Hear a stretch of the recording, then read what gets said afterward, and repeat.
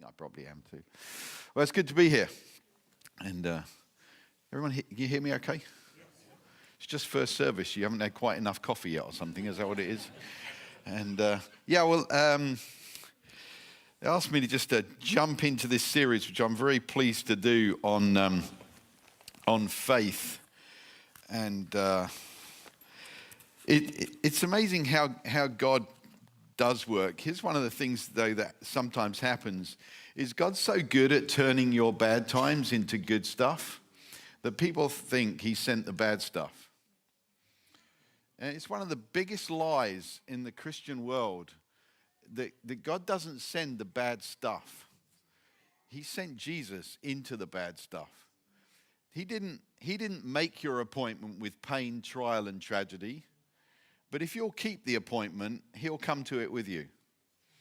And he'll walk you through it. And it's one of the greatest truths and most beautiful experiences. It's funny what Christian leaders get criticized for. I wrote a book out of the experience I'm going to share with you called Kisses from a Good God. And one of the criticisms that people put online about me when they'd read the book, a couple of people did it, was that I took my best friend and my pastor to my appointment with the doctor and not my wife. You don't know me. You don't know my circumstance, my family. But I was thinking about it. I was thinking, no, I took my best friend and my pastor to that appointment. They asked to come. My wife really didn't want to come to that appointment, to be perfectly honest, and I was happy to protect her from that appointment. She didn't need to be in that room. But, in a way, my best friend and my pastor are kind of like pictures of Jesus, that he'll come with you to any appointment you have. He'll accompany you to any appointment. So I'm just going to run through my story and pull out some points and pray for some people. There's one group of people I've already written down to pray for. When I left school, I trained as a nurse. I worked for 5 years as a nurse, trained at the London Hospital, Whitechapel. Still, in my opinion, the best hospital in the world. I'm biased, but and then I left being a nurse, joined the prison service, worked as a prison officer, and eventually became a prison governor. Spent 19 years working in prison.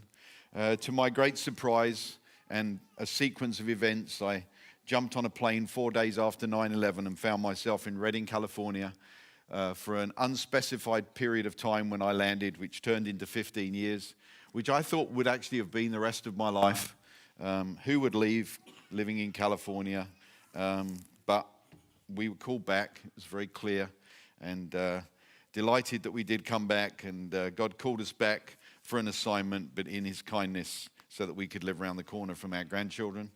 And my greatest pleasure in life is that my grandson can walk to my house. I don't know anything better than that. But when you live 5,000 miles away, for your grandson to knock on the door and you open the door and it's your grandson, it's like, you just made my day, boy. You don't need to do a thing. What do you want? Do you need anything? So that's some of my story. In 2008, I was diagnosed with prostate cancer, and I want to start at a place because it still remains to me one of the most real experiences of my life with me and God. And I was in Fresno, California, which doesn't matter if you don't know where it is, but I was ministering there. I was about to have dinner with two very close friends, which I would have thoroughly enjoyed in normal circumstances. And then I got the information that I wasn't diagnosed at this point, but I was a nurse, so I knew that my test result meant something. And so I got my test result, and I sat on my bed in a hotel room, and I said this. Now, I don't feel anything wrong in this. I just, but sometimes people think, it's a bit weird. I sat on my bed, and my first thought was, what would Bill do? So I go to Bethelchurch, California. I'm on staff. Bill Johnson's the leader. He's a man who's seen many people healed. My first thought was, what would Bill do? And that might seem strange, but it was linked to something that God wanted to say to me, and this is what I've heard him say countless times, and that is, when you don't know what to do, when you can't find your emotion, read the Psalms until you find it. Read the Psalms until you find your voice. And it's just incredible. You see, the Psalms are so full of the emotions of man expressed to God. Don't ever be afraid of your emotions in the middle of a crisis. Is probably, I don't know how many points I'll give you today, but that is definitely one. Don't ever be afraid of them. Don't ever hide them. The Psalms are a template for prayer. They're not a theology. They're a way of expressing. So I sat on my bed with a diagnosis. As far as I'm concerned, I had a diagnosis. And I sat on my bed and I began to read the Psalms. And I was committed to read them all the way through if necessary. I was looking for my voice. And if you're in a place right now of any kind of test, crisis, challenge, trial, disappointment, whatever you want to put in that box, I would encourage you, read the Psalms and find your voice in the Psalms. You'll find it. And, I began to read. I got to Psalm 4 and read, "The Lord hears when I call him." I thought, that's pretty good. But I knew it wasn't enough. And I kept reading, and I got to Psalm 13. And in Psalm 13, it says, "How long will I take counsel in my soul?" Now, my view of reality, I scribbled in the margin of my Bible, is not a good counselor. And your soul has the capacity to take you actually to hell. And I got that pretty quick. And actually the Lord very quickly spoke to me. And as I read between Psalm 13 and Psalm 16, which for me has become just a familiar journey, those kind of 3 or 4 Psalms there, I got to these words: "I will bless the Lord who has counseled me. Indeed, my mind instructs me in the night season. I've set the Lord continually before me, because he is at my right hand," which means the place of my strength. "I will not be shaken. Therefore my heart is glad, my glory rejoices, and my flesh also will dwell securely." And I'd got what I needed. It then goes on to say, "For thou wilt not abandon my soul to Sheol." And in other words, if I don't trust in my soul, the me in this, but I trust in him in this, then he's going to take me through it. And I made a decision in that moment. And my decision was this, because God told me, he said, "Don't research what's wrong with you. Don't look it up." Now, I'm not going to tell you that that's for you, because it might not be. But it was for me. And I was a nurse, so I know stuff. And he said, "Don't research it." That took me right the way through my whole journey, with some funny experiences, to be perfectly honest. The funniest was this. I don't know why this happens with doctors, but it seems to, is that you get taken into an examination room half an hour before the doctor's free to come in to you. So you find yourself isolated in what felt like some sort of small prison cell to me for 30 minutes, and there was no internet reception in that room, and there's a lot of information in that room that I did not want to know about. And I was in that room many times, and there were books on the shelf, and because it was a specialist, there were a lot of books about prostate cancer, and I was not researching them, so I never looked at them. But there was one book that struck my eye, that annoyed me, and it was the yellow and black book. It's called "Prostate Cancer for Dummies." Like, I mean, what? Who does that? You know? Who? I mean, it's sort of like almost unnecessary anyway. And I'd look at it and think, that's bizarre. And actually what happened was, the day of my actual diagnosis, when the doctor came in and said, "This is exactly what's wrong with you," and the grading of cancer and all of that kind of stuff, he said, "I want to give you a bit of advice." Now, I'm in there. You have to get this picture. I'm in there with my best friend Craig, who has a very, very sarcastic sense of humor, and my senior leader, Chris Valentin, who hates hospitals and doctors. So this is the combination. So before the doctor came in, I'd pointed out to them the yellow and black book and said, "Who would write a book, Prostate Cancer for Dummies? Come on, that just seems wrong somewhere." Anyway, I went through all the diagnosis stuff with the doctor and what the treatment plan was and that sort of thing. And then he said to me, "And if you need any help, my favorite book on the shelf there is..." And I laughed, and I thought it was funny. And anyway, so number one, it was read the Psalms. I want to encourage you, if you're in any place of testing, trial, don't be afraid of your emotions. Don't be afraid of your voice. Let God know exactly how you feel and look for your voice in Psalms, and you will find it there.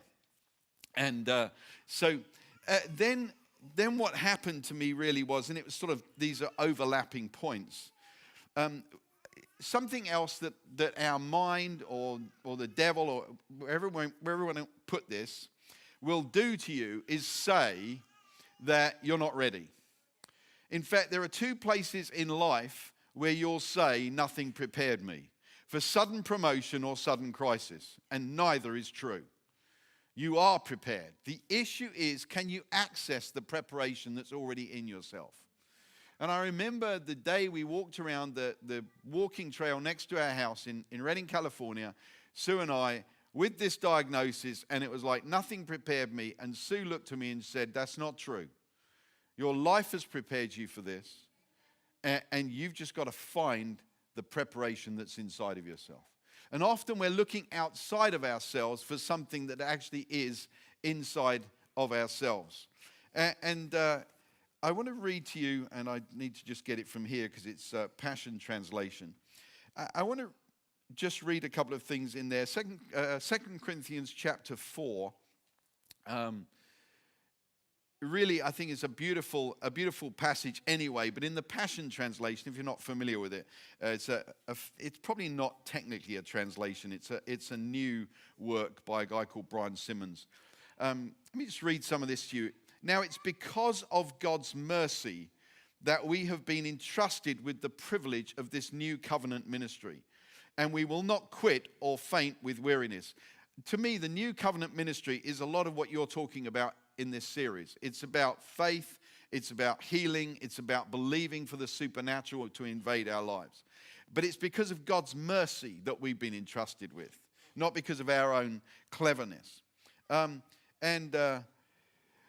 jump a few verses. We don't preach ourselves, but rather the lordship of Jesus Christ, for we are your servants for Jesus' sake. For God, who said, let brilliant light shine out of darkness, is the one who has cascaded his light into us, the brilliant dawning light of the glorious knowledge of God as we gaze into the face of Jesus Christ.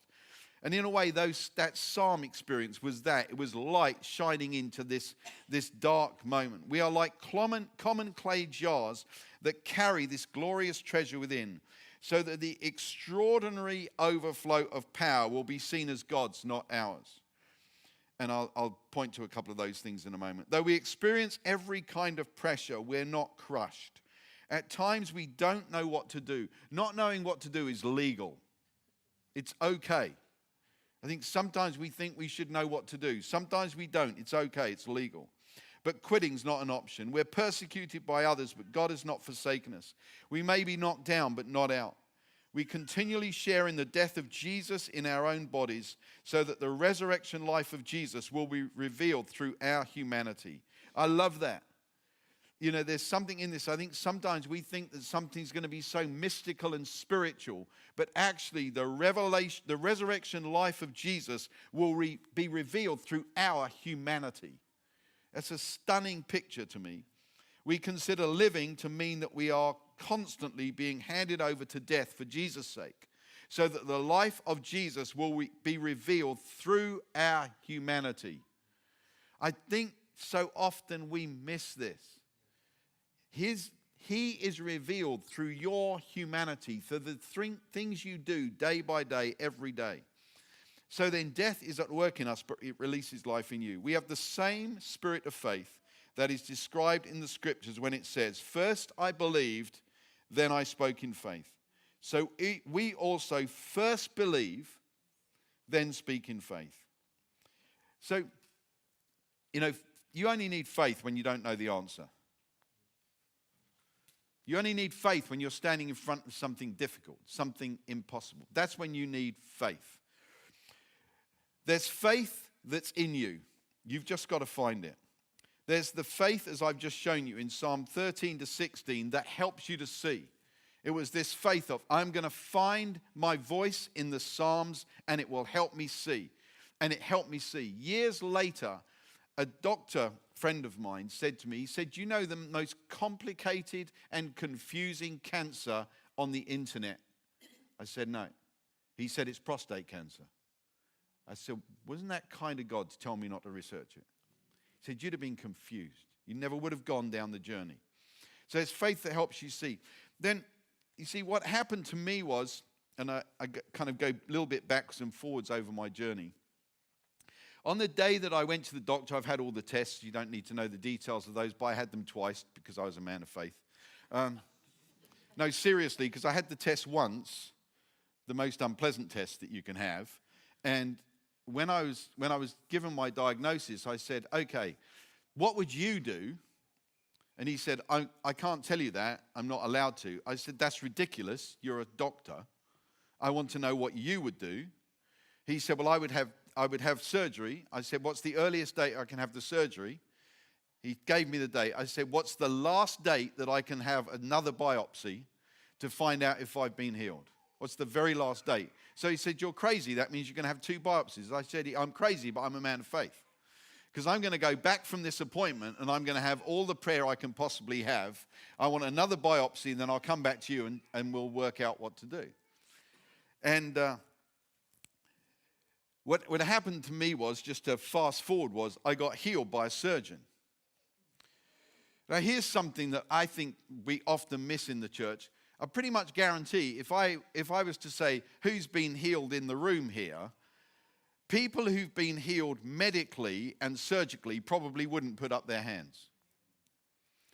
Well, we need to stop that, because the goal is get healed.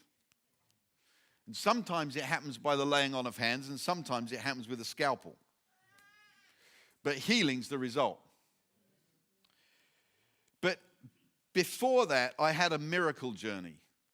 So this is the curious thing about my journey. I got healed by a surgeon, but I also had a strange miracle journey. So I was diagnosed on, final diagnosis was on a Tuesday, the 26th of February 2008. 2 days later, Bill Johnson's secretary said, "I want to pray for you, but I also want to take you on an imaginary trip to heaven," which is something that she ministers to people. Now, it's a little weird, and I had avoided it up until that moment in time. It's like, I don't do that stuff, you know? But she said, "Look, trust me in this. So it's okay. You know, you got a diagnosis of cancer. I don't care. Everything's off now. I'll do anything. I don't care. I just need to get well." So I laid on the floor in my office, and Judy came in and she talked to me. And in my opinion, it is a sanctified imagination journey. It's not trance. It's not speaking to the dead. For me, it's sanctified imagination that God steps into. And a couple of headlines for this are, number one, that happened to be the anniversary of the day my dad died 35 years before. So it was a curious day. It had a day rich in sort of like coincidence, sentiment, and things like that. And in my sanctified imagination journey, Judy said to me, "Ask Jesus about the cancer." And what I heard was this: the Lion of the tribe of Judah has taken care of it. That's what I heard. The Lion of the tribe of Judah. There's importance in that in a moment that I'll just explain to you. And there were a couple of other things that happened to me. And actually the Lord said to me in that experience, He said, "You will live for another 40 years, and you'll know this is true because your mother's going to live for another 10 years. Well, my mother then was 86, and she's now 97. So I'm feeling good, all right? I'm confident because I heard what He said. So the Lion of the tribe of Judah is going to take care of this, was what I heard, all right?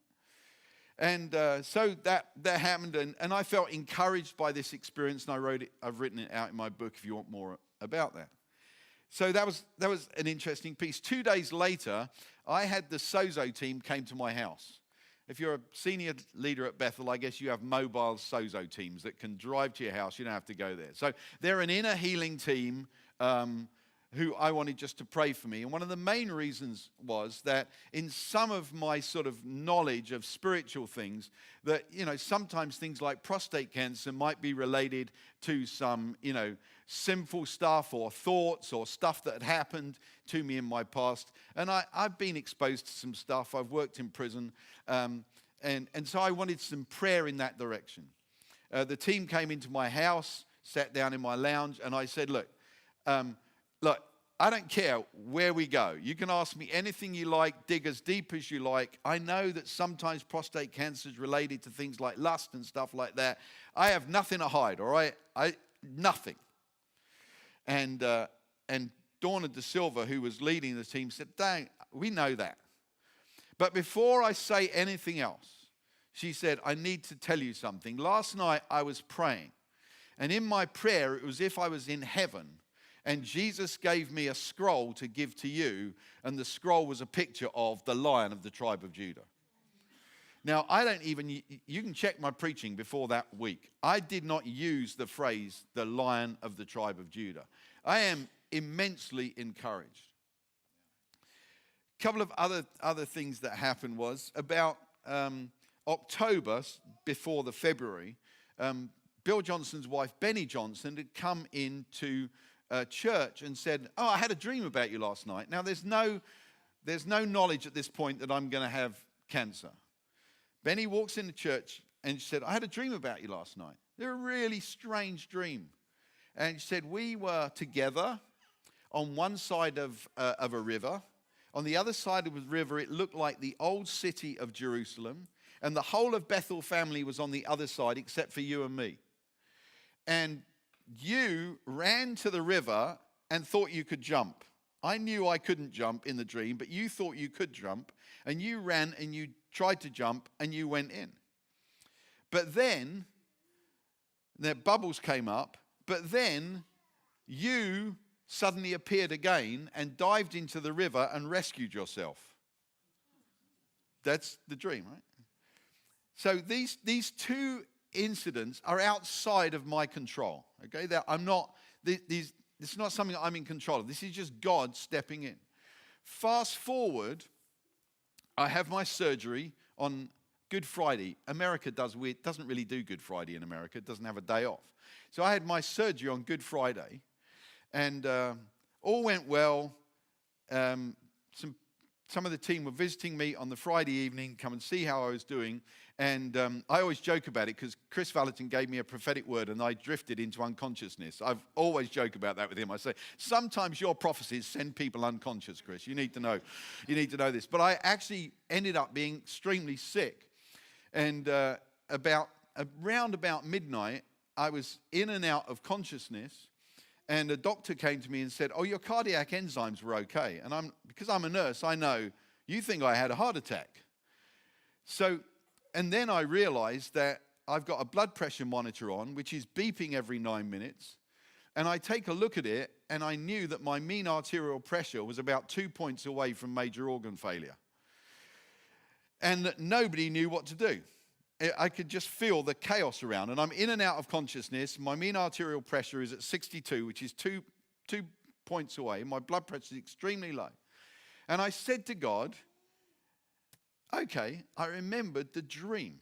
I saved my life in the dream. Not my dream, Benny's dream. But I like other people's dreams about me.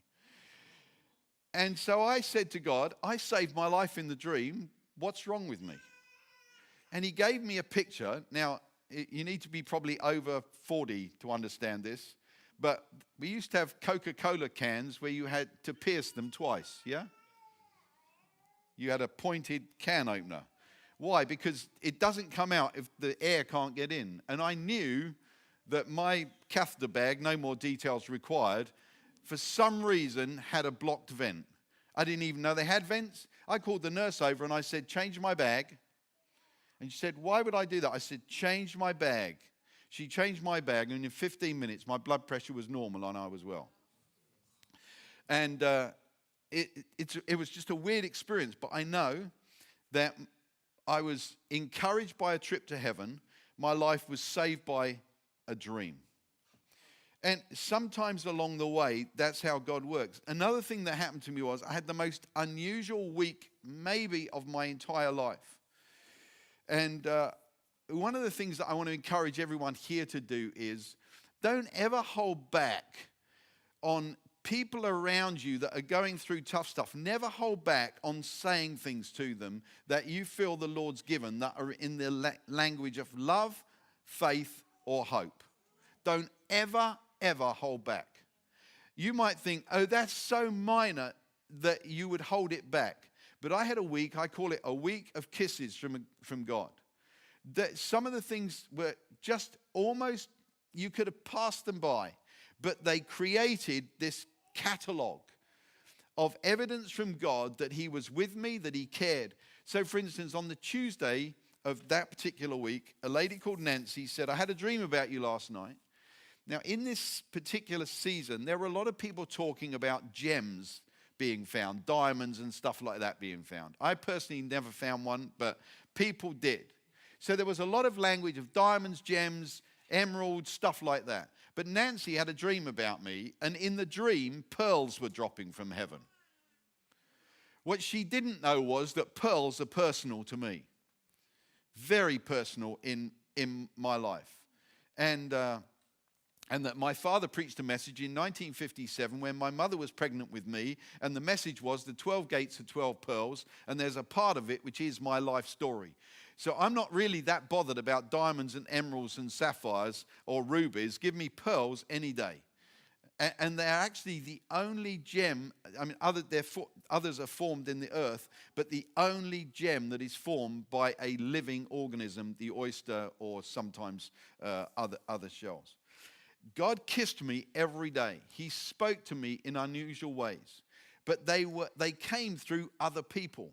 And I just want to encourage you, don't ever dismiss those opportunities, which I would call faith you give away. And we're in this as community. We need each other. When we're going through something, we need each other. The other way in which I gave faith away was that I made a statement in Bethelchurch where people fly from all over the world to get healed. And I made a statement that surgery is not a second-class healing. I had no idea that at that moment that I would be an encouragement to people of a profession that often feel beaten up. But it's become a powerful part of my life. And it's led really me to the way that I pray for people. I don't have any doubt that God can heal cancer supernaturally, but I also know that sometimes he uses surgeons. So when I pray for you, I'll pray the best of Jesus and the best of medicine. I want the both. I don't want anyone to ever either feel that they're a second-class healer or that they got a second-class healing. Because in all honesty, I'm really happy for the way that I got healed. I have no complaints about it. Partly because the way my mind's wired, if the tumor had gone away, I probably would have spent the rest of my life wondering if it would come back. And because of that thought process, it probably would have come back, to be perfectly honest. But mine can't come back. It's gone. It's done. Dealt with. So a few just things along the way. There's faith that's in you. If you're in the middle of tough stuff, stop still long enough and go, in what way did God prepare me for this? And trust me, I went after prayer from every group of people, from the kindergarten right the way through. I mean, I did everything. I had sozo. I had my sanctified trip to heaven. I had the Sunday school class praying for me. I had the whole school of ministry praying for me. I had loads of stuff like that. But make sure that you check to find that faith that's in you.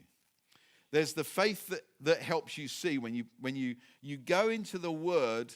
A lot of the time we read the Word and, you know, we're just kind of reading through it. But sometimes we go into the Word by faith. I want to encourage you, go into the Word by faith and expect to find the answers in the Word, because it will be in the Word if you go in by faith. There's the miracle faith, the dream, the trip to heaven, the sozo appointment. There's the faith in his goodness, in his kindness, the way that small things add up, that paint a picture. There's the faith that we get to give away when we release hope, faith, and love to others. And in my case, also, I did to the medical profession.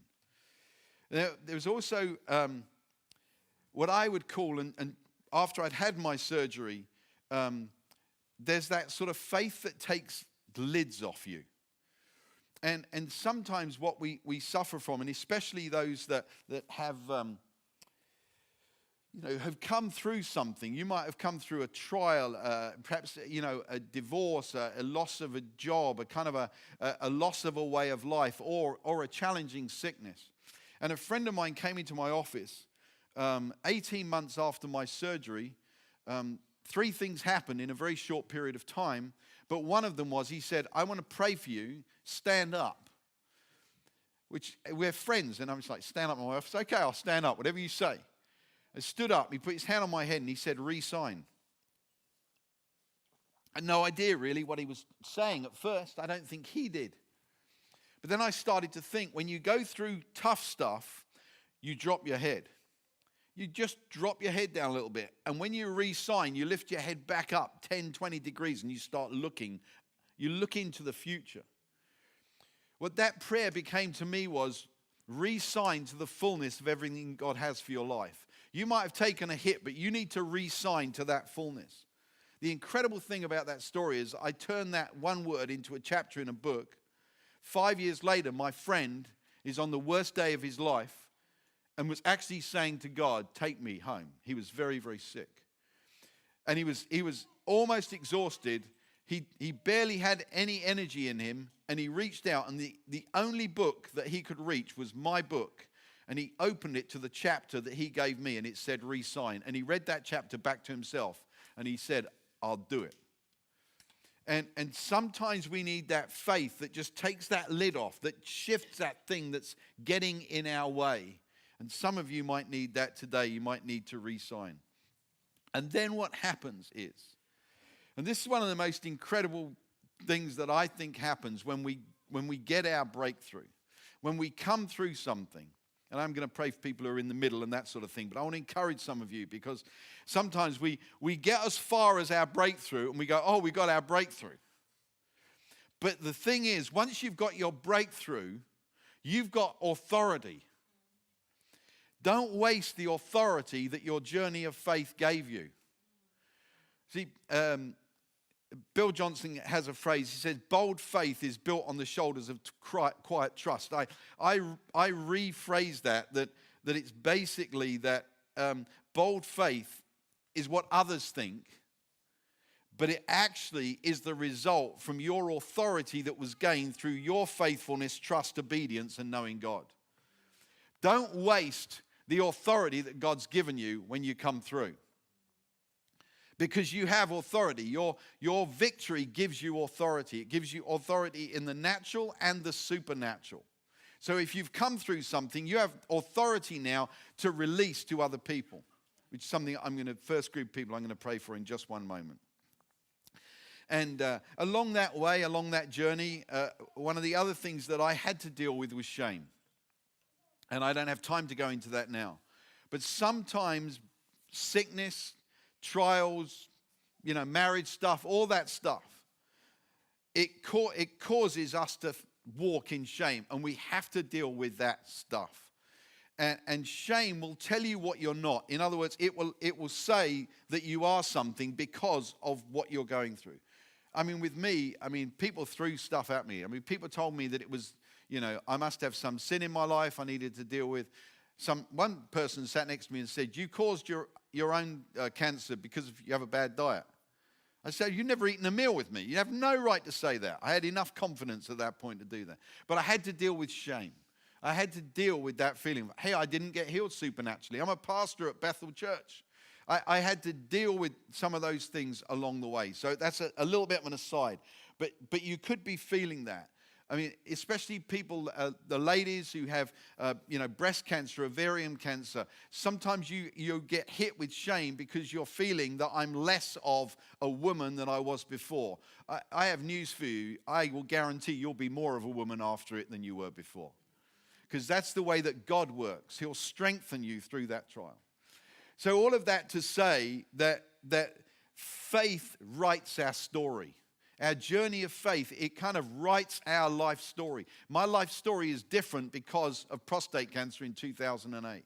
And he'll write another story. And I would just encourage you to believe your story. Believe your story. I remember the day, I can remember the place where Sue and I were beginning to think it was time to move back to Europe. And we sung the song that has the line in it, "You split the sea and walked right through it." And at that moment, I knew, oh, you split the sea in 2001 when we jumped on the first plane after 9/11. You made it possible for us to fly then. You split the sea before, you'll split the sea again. You split the sea, we'll walk right through it. And we knew we have confidence because we believe our story. So a whole load of points. I'm not expecting them to all be for one of you. I expect them to be scattered across the place. But I want to go in one direction, and then there'll be ministry, and I'm happy to specifically pray for you, especially if you have cancer. I specifically want to pray for you. But I want to pray for one group which illustrates something, not in a kind of like, I don't want to use you. It illustrates something because this is our life story. And my wife and I went through infertility in the late 80s, which gave us our second son. My wife was healed supernaturally in a moment after a long, painful journey. And infertility is one of the toughest cyclical journeys for any couple to go through. And so we were healed, gave us our now 31, nearly 32-year-old son. And in the last 10 or 15 years, we have prayed consistently for people with infertility. And there is no prayer that we have seen more breakthrough than this prayer. And I just want to make sure that I pray for you. And there's two reasons for doing this. One, because of what I've just said. But secondly, we had a dedication this morning. And there are 2 days in the church calendar that are the most painful for people with infertility. Dedications and Mother's Day. The two hardest days. And Sue and I literally now have dozens of testimonies. Extraordinary breakthroughs. People with the man having the problem, the woman having the problem, endometriosis, polycystic ovaries.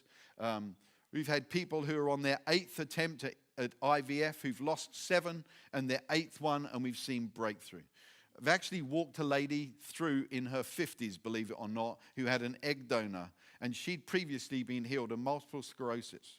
And she gave birth to a baby at 51 years of age by egg donor. And it was stretching my faith, but we just walked the journey. And so if there's anyone here today and you have infertility and you're here, there's be some other categories. I want to invite you to stand. If that's your current journey of faith, I want to pray for you. Is there anyone here? And you don't have to both be here. It's fine. One lady standing. Wonderful. Thanks for standing. 2. Now, another group of people. If you are grandparents, wannabe grandparents, in other words, you have kids that can't get pregnant, I want to invite you to stand. I've seen more breakthrough to this. I'm not exaggerating. I really don't exaggerate on this one. It is so encouraging. And so you have kids, and then another group that you have a close friend or a work colleague, but you are willing to tell them that you're praying for them. I say that very specifically. Now, my wife prayed for somebody, and a lady came up and said, "Can you pray for my colleague?" She said, "Sure." And the lady's colleague was a Muslim who had no relationship with Jesus, and she got healed of infertility. And so we know that there's breakthrough in this. So those that are standing for someone else, just let them know that you stood for them today and that you prayed in faith. This is original design. We are calling original design. I am done with people talking about original sin. I'm not really interested in it. I'm interested in original design because God redeems us to original design, and He'll answer this prayer. So, Father, I'm asking today for those standing for themselves, for those standing for their children, and for those standing for friends and work colleagues, that you will answer this prayer, that they will conceive, carry, and deliver healthy, full-term babies. Conceive, carry, deliver healthy, full-term babies. And that those that are walking with the pain and the disappointment, that you will give them their breakthrough. Answer this prayer by faith, I pray. In Jesus' name. Take care of this, Jesus. In your name, amen. You may be seated. And just last, is there anyone here who has cancer? I want to pray for you if you have cancer. Now, if you want prayer for anything else, please go over to the ministry team. But I encourage you, walk by faith, not by sight. Walk by faith. You don't need faith when you've seen 99 blind eyes open. In fact, you don't need hope when you've won the lottery, and you don't need love on your honeymoon night. You need the three great pillars of the Christian faith when it doesn't make sense, when you can't see where you're going, and you're in the presence of your enemies. And sometimes we miss that. So if you're in the midst of the tough stuff, you're in the best place to learn about faith, hope, and love. And if you've got people around you, give faith, hope, and love away. Become somebody so generous in giving faith, hope, and love away. And I'm assuming there's no one here with cancer, which is a good day. So, well, let's stand. I pray for you, and please receive prayer. But this is my journey. I didn't go on that journey to write a book. I didn't write a book because I was clever. I wrote a book because he showed up, because he's good. And he kissed me every day. And so, Father, I ask that which I've said this morning will bring encouragement in different ways. Wherever people are on their journey, would you just encourage them, kiss them, show them how much you care by those little snippets, those little gems, those little moments of encouragement. Show them. Jump into their lives, into their circumstances. And I pray, Father, that there will be an increase of faith because of this teaching. Increase faith in this room, in this family. Increase our faith. And those that have a victory, I pray, Father, they will walk out those doors looking for someone to pray for, looking for someone to use their authority and say, this is what God did, and I'm going to believe it for you. And just as we do with infertility, the cry of our hearts today is, do it again. For every one of our victories, do it again, God, for the honor of your name, I pray. Amen.